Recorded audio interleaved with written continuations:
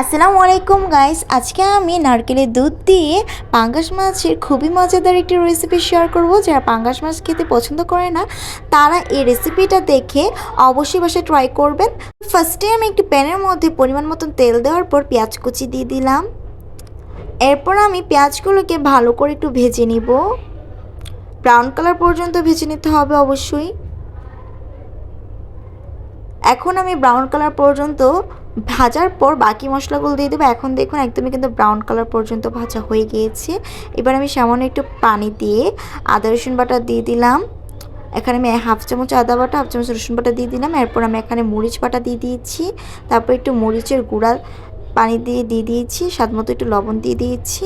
তারপর এখানে 1 চামচ হলুদের গুঁড়া দিয়ে দিয়েছি, হাফ চামচ জিরের গুঁড়া, হাফ চামচ ধনিয়ার গুঁড়া, হাফ চামচ গরম মশলা গুঁড়ো দিয়ে দিয়েছি। এবার ভালো করে মশলাটাকে কষিয়ে নেব। তো এবার দেখুন মশলাটা যখন এভাবে কষানো হয়ে যায়, উপর তেলটা ভেসে আসবে, তখন আমি নারকেলের দুধটা দিয়ে দিব। এটা আসলে নারকেল কুড়ানোর পর আমি বানিয়ে নিয়েছিলাম ব্লেন্ড করে। তো এবার ভালো করে আমি দুধটাকে মেশানোর পর দিয়ে দিলাম পাঙ্গাস মাছের পিসগুলো।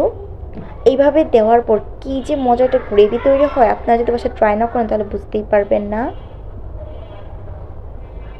তো একটু পরপর এভাবে উল্টে দিব